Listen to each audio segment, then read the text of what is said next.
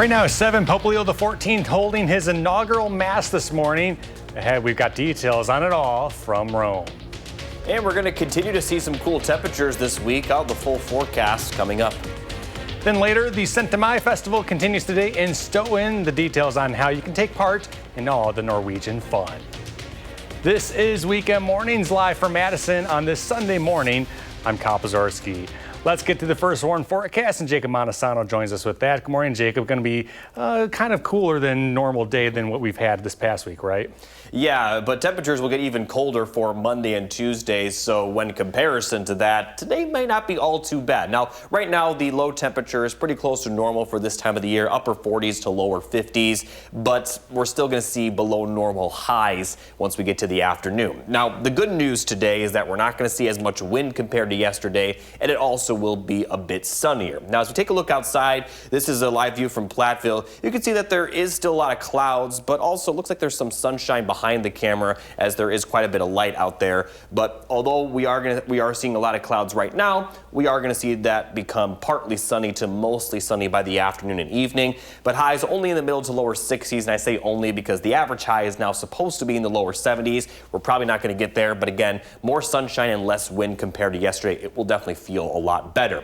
Now, as we take a look at lacrosse's forecast, very similar, middle to lower 60s, partly sunny skies, and as we look across the area, pretty much everybody will see those high temperatures kind of in the lower 60s, although further north and also further east towards Lake Michigan, some areas may only see highs in the 50s. However, it is going to get cooler for Monday and especially Tuesday, with a good chance of rain Tuesday as well. I'll talk more about that coming up in just a little bit. All right, Jacob, thank you. Topping our news this hour, the Oregon Fire Department says a vehicle crashed into a gas distribution system last night. This was near the corner of Highway A and Glenway Road, just southwest of the village of Oregon. A loud hissing sound was heard by people in the area, prompting emergency crews to evacuate residents within about a half-mile radius. At this point, there's about 100 and some homes that currently do not have any gas service from Alliant.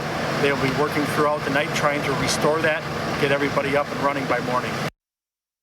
And officials at the scene say someone was seen running away following the crash. Here in Madison, crews continued search efforts Saturday for a missing boater on Lake Monona. The Dane County Sheriff's Office saying a sailboat capsized Friday evening.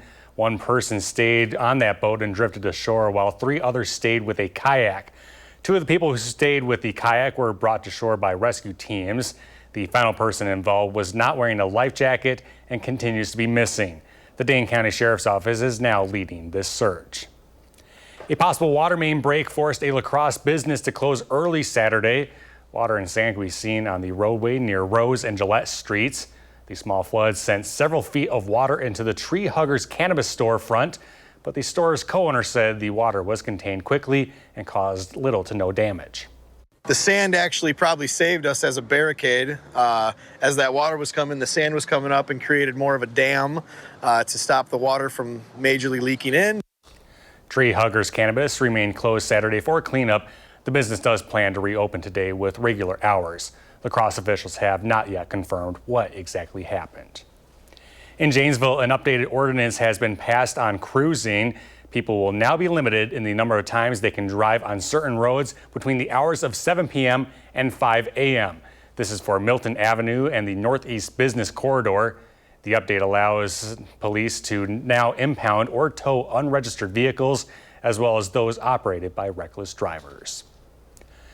Let's take another live look now at Vatican City this hour, where approximately 100,000 people gathered as Pope Leo XIV held his inaugural Mass this morning. Delivering his homily, Pope Leo said there is no room in the Catholic Church for religious propaganda or power plays, and instead called for unity. As CBS's Christian Benavides reports, this now marks the official start of the papacy for the first ever born U.S. Pope. The faithful packed St. Peter's Square in Vatican City Sunday for the inaugural Mass of Pope Leo XIV, the 267th leader of the Catholic Church. The service marks the official start of his ministry. The first ever American Pope toured the crowd in his Popemobile, saying hello to pilgrims who gathered from around the world. Leo prayed in front of St. Peter's tomb before Mass began. He was then presented with two major symbols of the papacy, the pallium, representing a lamb being carried by a shepherd's shoulder, followed by the fisherman's ring, named because Peter, a fisherman by trade, was instructed by Christ to be a fisher of men. There was excitement, particularly among Americans, there to witness history. It's a great honor for God to choose and to bless the choice of the cardinals of a cardinal from America. So for me, it's exciting. Approximately 200 foreign delegations were in attendance, representing the U.S., Vice President J.D. Vance and Secretary of State Marco Rubio. Christian Benavides, CBS News. And following the inaugural Mass, Pope Leo is set to meet with some international delegations from around the world who traveled for the service. President Trump says he will be speaking Monday with Russian President Vladimir Putin about ending the war in Ukraine. Trump made the announcement on social media Saturday. It comes after representatives from Ukraine and Russia held face-to-face talks in Turkey on Friday. It was the first time the two countries held direct talks at any level in 3 years. Ultimately, one of the things that could help break this logjam, perhaps the only thing that can, is a direct conversation between President Trump and Vladimir Putin. And he's already openly expressed a desire and a belief that that needs to happen. And hopefully that'll be worked out soon as well. That's Secretary of State Marco Rubio speaking with Face the Nation. Now, Trump says he does plan to speak with Ukrainian President Vladimir Zelensky and various members of NATO following his talk with Putin. And some more news in Washington. The Social Security Administration is now dropping a controversial anti-fraud policy that sparked widespread concern amongst senior citizens. According to an email sent to workers, the agency will no longer hold retirement benefit applications for 3 days to check for fraud. This decision comes as the backlog in retirement benefit claims has swelled to nearly 575,000 applications. Originally, the agency wanted to bar applicants from filing for benefits over the phone, saying it would be hard to verify their identity. This weekend, Republicans from across Wisconsin are meeting in the Wausau area for the annual state party convention. And this may be a rebuilding year for Wisconsin Republicans after the conservative state Supreme Court candidate lost this April. News 3 Now spoke with State Party Chair Brian Schimming about the future of the party ahead of this convention and what to expect. Yeah, it's interesting because the off year, you kind of take stock of what's happened. We had a great win with President Trump in Wisconsin in the fall, only the second time in 40 years. Disappointing Supreme Court race, but you kind of restock. You can see more of our interview with Schimming later this morning at 10:30 as we take For the Record on location to the Republican State Convention in Wausau. It was on this day 45 years ago when Mount St. Helens, a volcanic peak in southwestern Washington, erupted, killing 57 people. The volcano has erupted periodically during the last 4,500 years. Before the 1980 eruption, the last active period was between 1831 and 1857. So on March 20th, 1980, noticeable volcanic activity began with a series of earth tremors centered on the ground just beneath the north flank of the mountain. With the magma discovery, authorities began evacuating hundreds of people in the area who settled near the volcano. A few residents did refuse to leave. The blast then triggered the largest landslide in recorded history, flattening trees for 220 square miles with a cloud of smoke and ash. When the volcano erupted, 1,500 feet of the mountain vaporized in just seconds in a violent superheated cloud of debris, killing people as far away as 20 miles. It's now about 10 past the hour, still ahead. Planning to head outside today? Well, there's some fun in Stoughton that you must check out. We've got the details next. Plus, Jacob is back with a full check of the first warn forecast. That's ahead here on Weekend Mornings.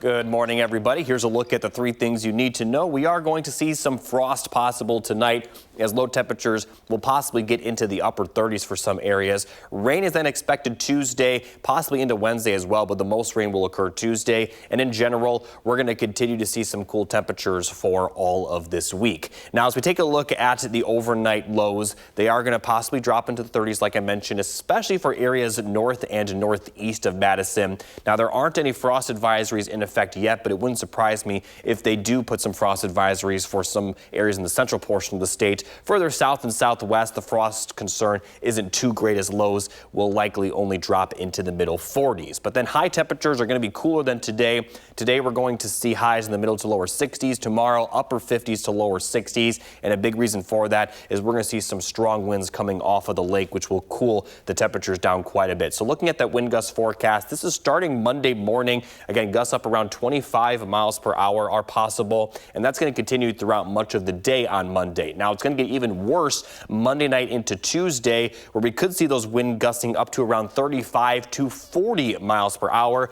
Again, very strong out of the east, which will bring in some of that cool air that is, the lake temperature is pretty cool right now. So all that easterly winds will bring in some of that lake breeze across the entire area, and wind gusts are going to continue to be up around 35 to 40 miles per hour for much of the day on Tuesday. And on top of that, we're going to see quite a bit of rain as well. So for today, cloudy skies will become partly sunny skies in the afternoon. So it is going to be a quiet day. And then for Monday, we'll see more clouds move in. Probably not going to see a lot of rain Monday, maybe some light showers for areas further south and southwest. But most of the rain will occur Tuesday into Wednesday. We'll start to see that rain Monday night move into the southern portion of our area, and then it will continue to push off to the north Tuesday morning. And then by the time we get to Tuesday afternoon, especially the early afternoon, we'll see widespread rainfall for Madison and surrounding areas. It'll dissipate a little bit as it pushes off to the north, but the entire area, you folks in Eau Claire included, still expect to see some rain at points Tuesday.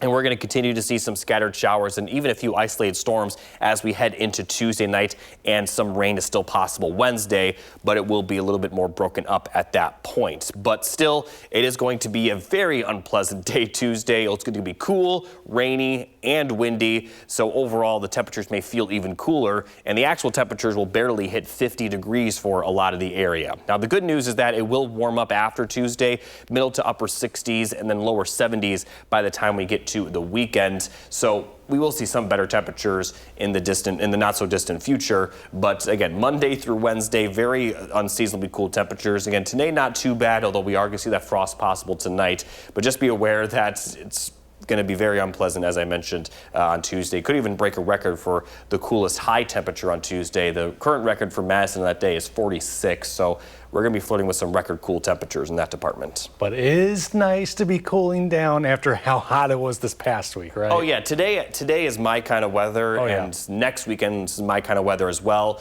But I don't think Tuesday is anyone's kind of weather, especially towards the end of May. We don't like to see many days like that, but we will have at least one of them. So. Yeah, and Memorial Day, that's looking good too. Yes, you're right. That is next Monday. It does look pretty good right now. All right. Thank you, Jacob. Now to some more local news. A 6th grader from Madison is heading to the nation's capital. Nico Sayu from Wright Middle School will be joining 11 other youth leaders from around the country to participate today in Mikva Challenge's Soapbox Nation. This event serves as a platform for young leaders to speak about the matters that are most important to them. Nico's speech is said to be focused on raising the nation's minimum wage.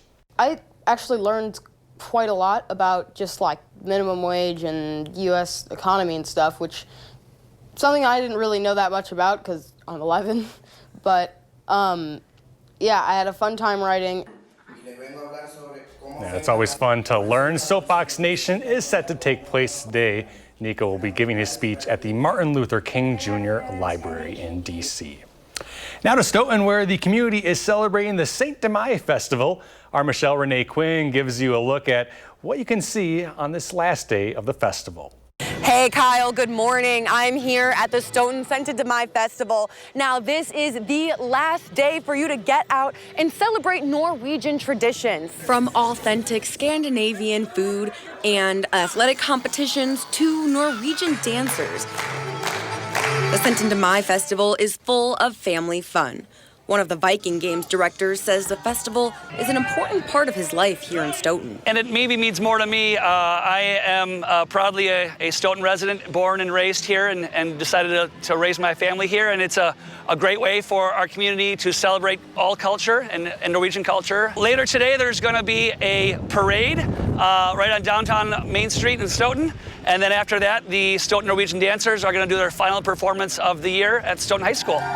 In Stoughton, at the St. Demai Festival, Michelle Renee Quinn, News 3 Now. And Michelle, thank you. The parade is today at 1:30, followed by some dancers. Time now is 7:17. Still ahead, a record is broke for the number of Smurfs gathering in one place. Plus, here's a look at today's day in history.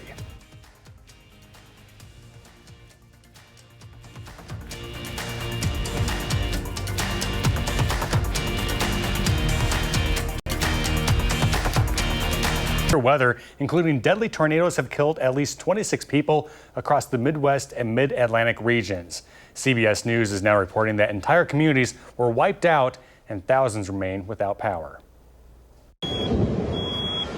In Laurel County, Kentucky, this was the scene after a deadly tornado tore through multiple homes, flattening this neighborhood. This woman and her family say they're lucky to be alive. My husband and my son come running in and pretty much jumped on top of her because you could feel the air and everything sucking and it sounded like a train.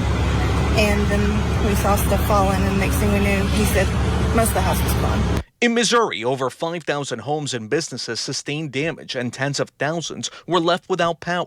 The National Weather Service says there were 2 confirmed tornadoes, including at least one in St. Louis that left behind a path of destruction. The wind got so hard, I couldn't even get to the front door. It kept pushing me back out. I just couldn't believe it. It's just, the whole house just started blowing. All the windows blew out. The bricks started falling. It was just, I never experienced nothing like it. I didn't think I was going to make it at all. Severe weather also struck in and around the nation's capital. In Fairfax County, Virginia, one person was killed after a tree fell on their car. In Alexandria, Virginia, Roger Ellis took cover. It sounded like some roll of thunder. Got in the house, took cover as quick and fast as I possibly could because I didn't really want nothing to happen. In Kentucky and Missouri, where strong storms downed trees and power lines and toppled buildings, residents are left picking up the pieces with a long road to recovery ahead. Cristian Benavides, CBS News.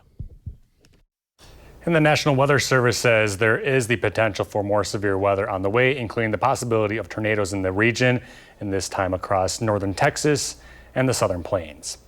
Let's check back in with Jacob now with what we can expect for us.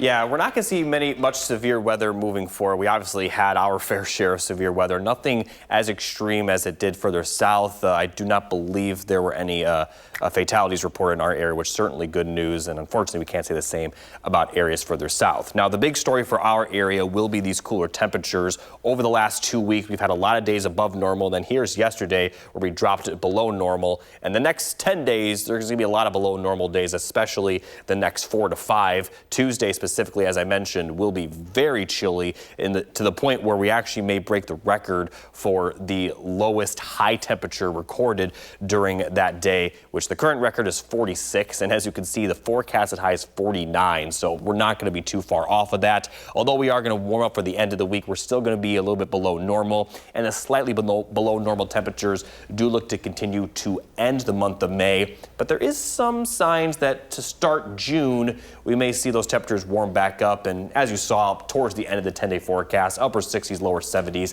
those temperatures are certainly pretty nice. Jacob, thank you. Well, and check this out. Thousands of people dressed as Smurfs have now broken Guinness World Records title for the most people dressed as Smurfs. This was in France on Saturday. The town streets were flooded by the blue wave of festivity with more than 3,000 participants, surpassing the previous record held by a town in Germany, which could only gather 2,700 people. Archaeologists, well, they have uncovered some evidence that shows how a Pompeii family fought to survive following the eruption of Mount Vesuvius. According to recently published research, an excavation team was investigating a residence where they found evidence that 4 people used furniture to block a bedroom door and shield themselves from the eruption. This occurred in 79 AD. Researchers believe the Pompeians then tried to escape, but were unsuccessful.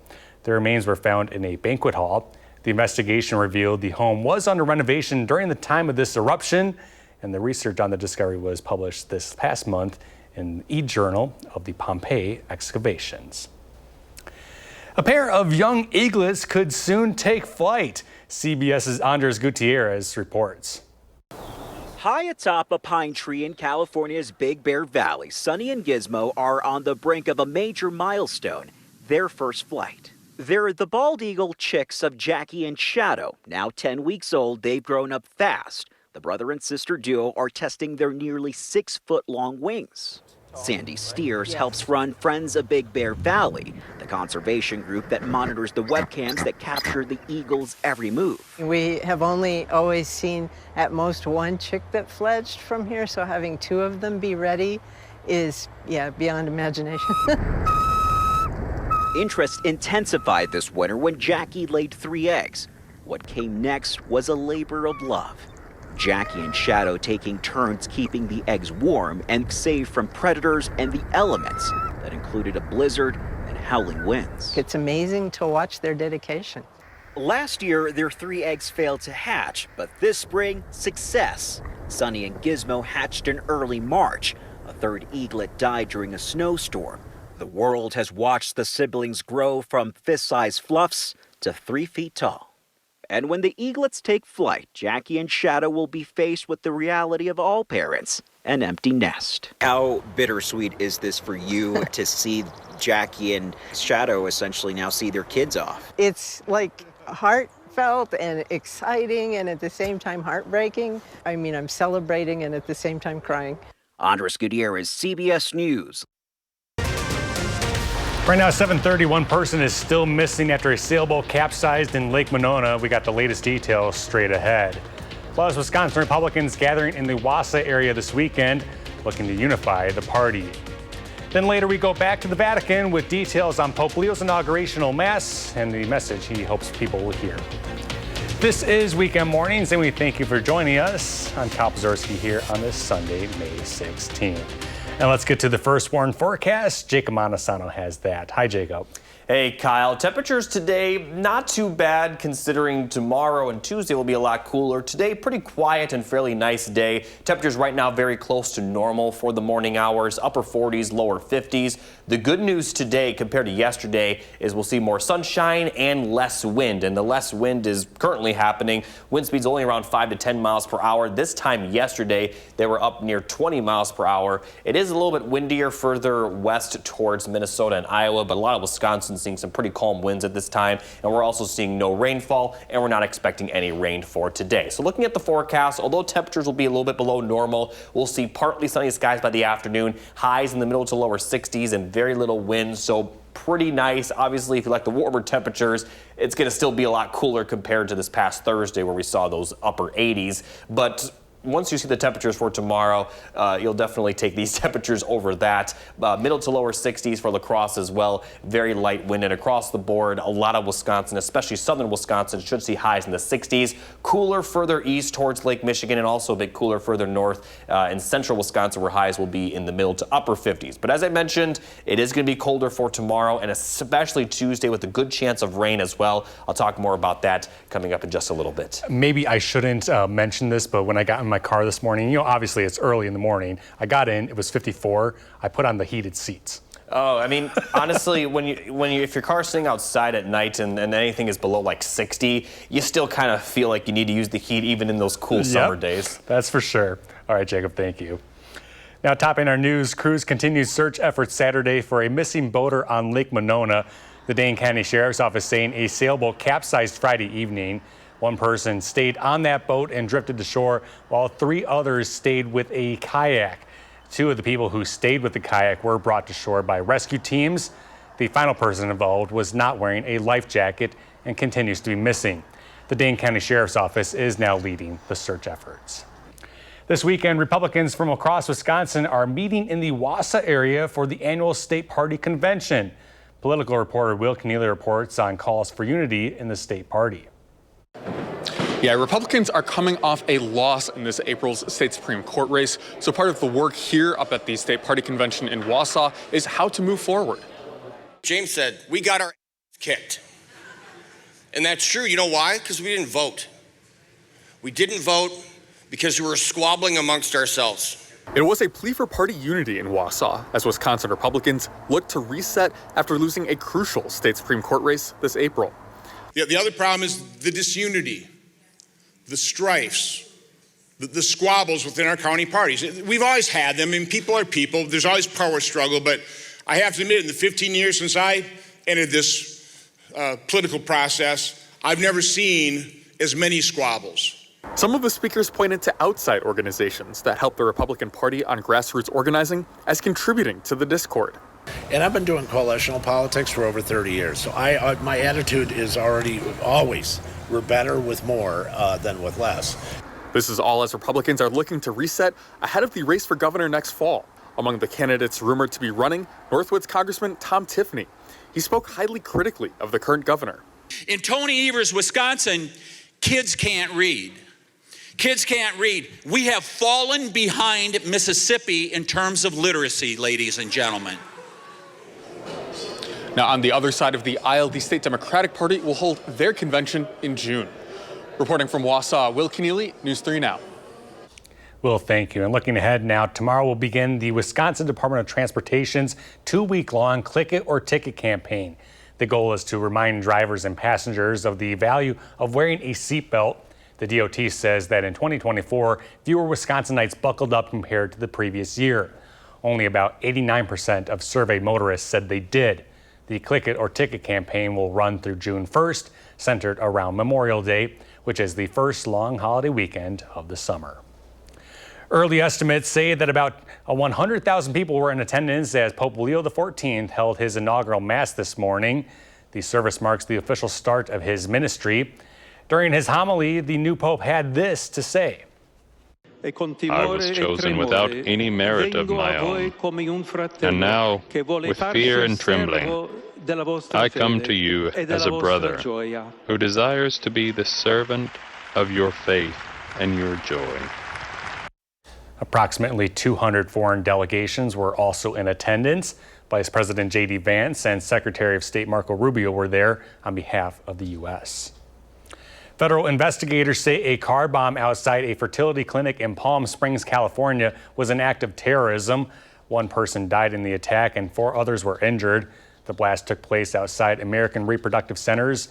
Investigators are believing that the bomber targeted the fertility clinic. Terrorism came knocking on the door of Palm Springs. We survived. And I can tell you that this city will rise. The identity of the attacker has still not been determined at this time, and while authorities believe the clinic was targeted, the exact motive for the attack is unclear. On the East Coast, 2 crew members of a Mexican Navy sailing ship have died. Now, this after the vessel's 3 masts, too tall to go under the Brooklyn Bridge, snapped when it collided with it. The New York City Department of Transportation reported in a post on social media that bridge investigators and inspectors had so far found no signs of structural damage to the bridge. Well, still ahead here on Weekend Mornings, got a new health conversation on those pesky seasonal allergies. Stick with us. We're back in a bit.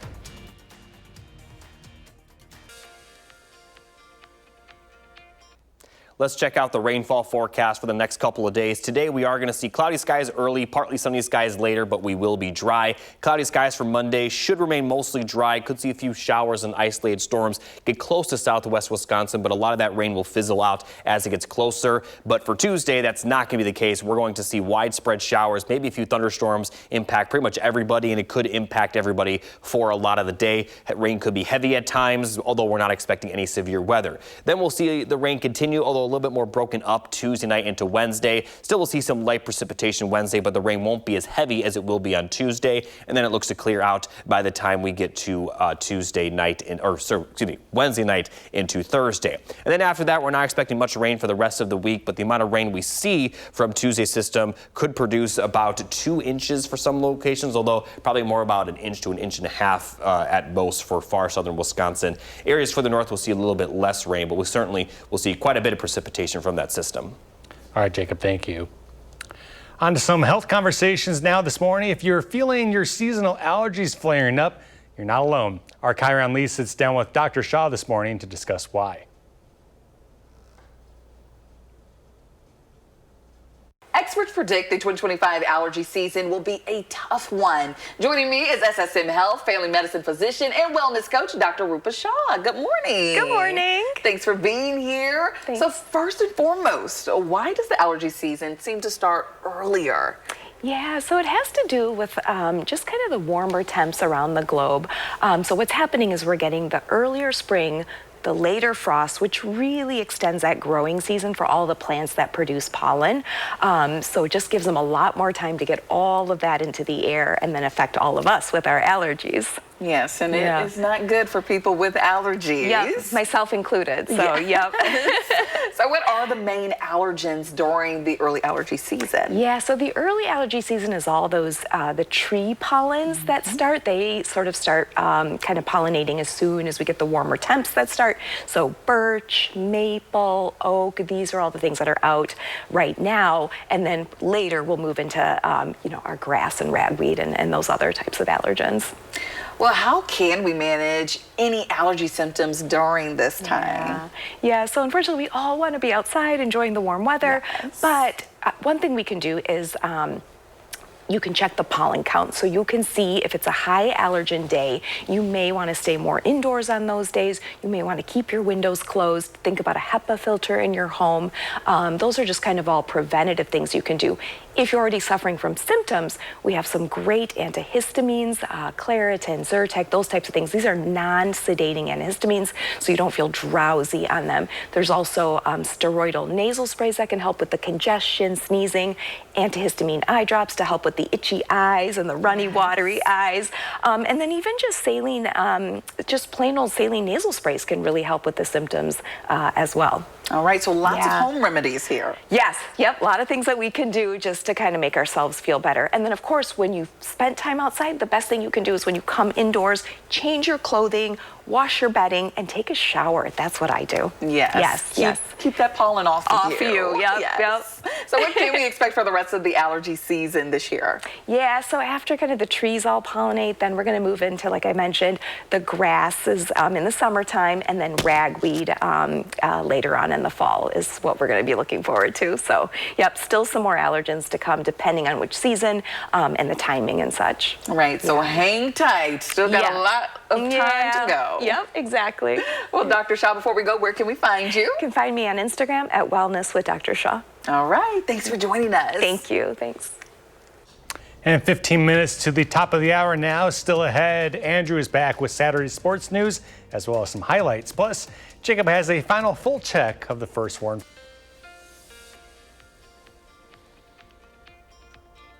Good morning, everybody. Here's a final look at the 3 things you need to know. Frost is possible tonight, and there could be a few other nights later in the week where we could see some frost. Rain is expected Tuesday, and in general, we're going to continue to see some cool temperatures for much of this week, especially considering that the average high is supposed to be in the lower 70s, and we may not get to that level until possibly next weekend. Now, looking at tonight's forecast, we are going to see those temperatures possibly drop into the middle and upper 30s, especially for areas north and northeast of Madison.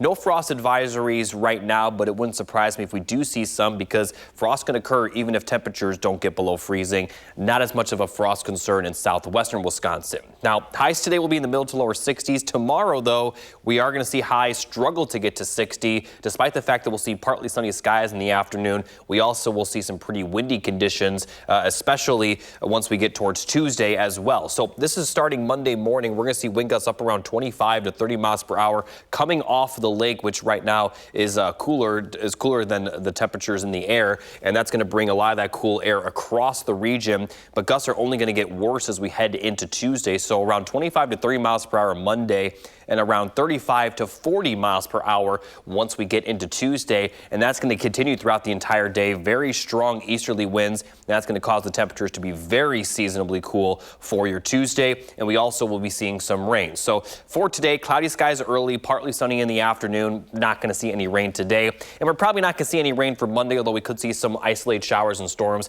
in far southern and southwestern Wisconsin. The bulk of the rain this week will come on Tuesday, and it will start Monday night as it will move into our area from the south and continue to push off to the north. And as we get towards the late morning and early afternoon Tuesday, we are going to see widespread showers. A few thunderstorms are possible as well, although we won't see any severe weather. However, the rain could be very heavy and also could last for several hours. However, it is going to dissipate dissipate a little bit as it goes to the north. So the further north you are, the less rain you will see, although everyone should still see rain at some point. And we're going to continue to see some scattered showers and a few isolated thunderstorms as we head into Tuesday night and early Wednesday. So total precipitation from this system will be about 1 inch to 1.5 inches for far southern Wisconsin. But again, the further north you're located, the less rain you will see. However, everyone will see those cool temperatures. Highs will only be around 50 on Tuesday. They will warm up after that, but they're still going to struggle to get to 70 until possibly the weekend, where we'll see those high temperatures back in the lower 70s. And overall, Memorial Day weekend does look to be pretty good, very close to normal, maybe a little bit on the chillier side during the morning hours, but we'll see partly sunny skies and just a small chance of rain. So some frost tonight, rain very likely Tuesday. We also could see some frost return Wednesday night, as well as lows could get to the upper 30s again. So in general, just be prepared for those cooler temperatures that will continue for much of this week.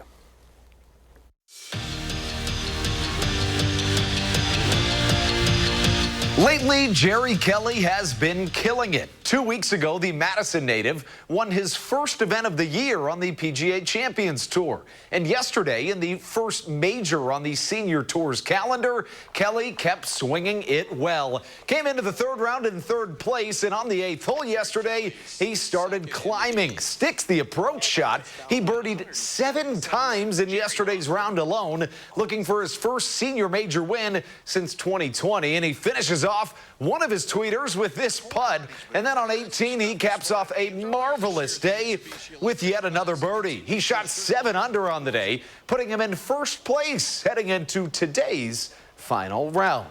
And speaking of major, the actual PGA Tour's championship, its third round was yesterday as well, and Scottie Scheffler continued to prove why he is the best in the world. He shot 6 under par and 5 under in his last 5 holes. Scheffler has a 3-stroke lead heading into the final round. And heading over to the Alliant Energy Center for Wisconsin men's hockey's former assistant coach Marco Siki's Casting for Kids fishing tournament. They sent out an event record 71 guided boats on Madison's lakes, followed by, of course, a live auction fundraiser raising money for the Carbone Cancer Center. In the event's 7th year, they nearly eclipsed $1 million all time. Yesterday alone, they raised $150,000. And how about Whitewater softball? After 3 straight empty trips to the postseason, they are off to the Super Regionals. This comes after a perfect 3-0 weekend in Ohio. They will play in Winona, Minnesota this next weekend against St. Mary's in a best-of-3 series with this trip to the Sweet 16 on the line. It has been bad news lately for the Brew Crew. They've lost 6 of their last 8 and desperately need a kick to get back on track. They've already been held scoreless 5 separate times this month, and that wouldn't change last night. In the 5th, Brewers behind 4-0, and the Twins' Cody Clemens at the plate and goes yard. You may have heard of his dad, the Rocket, but the Brewers' bats have not been heard from much lately. For the first time in franchise history, the Crew have been shut out 4 times in their last 5 games. 7-0, the final. As for Whitewater baseball, they're off to the regional final later today after an 11-inning walk-off thriller yesterday afternoon. Dominic McVeigh, a Mineral Point native, notched the walk-off hit, leaving the Warhawks 1 win away from the Super Regionals. That's your morning sports fix. Have a sensational Sunday. Jacob has a final check of the forecast today. Gonna be pretty nice, right? Yeah, today going to be not too bad at all, especially by the afternoon where we'll see sunshine and highs in the middle to lower 60s. Although for tonight, we are going to see the possibility of some frost forming as lows could drop into the middle and upper 30s. Now for Monday and Tuesday, we'll see highs in the 50s, maybe only upper 40s on Tuesday. But because of the cloudy skies, not as concerned about the frost, although we are going to see plenty of rain on Tuesday, especially for the late morning into early afternoon. For Wednesday, we could see some of that rain continue, and then we have another chance of some possible frost Wednesday night. Although temperatures during the day will be better compared to Tuesday, they will be cooler at night. Now, by the time we get to the end of the week, we will be a lot better. Upper 60s to lower 70s with partly sunny skies. Right on Memorial Day looks pretty good, maybe on the cooler side compared to normal, but overall pretty nice So just got to get through these next couple of days, although like I mentioned today, definitely pretty good. It's mostly Monday through Wednesday that won't be very pleasant. Thank you, Jacob, and thank you all for watching. Have a great Sunday, folks.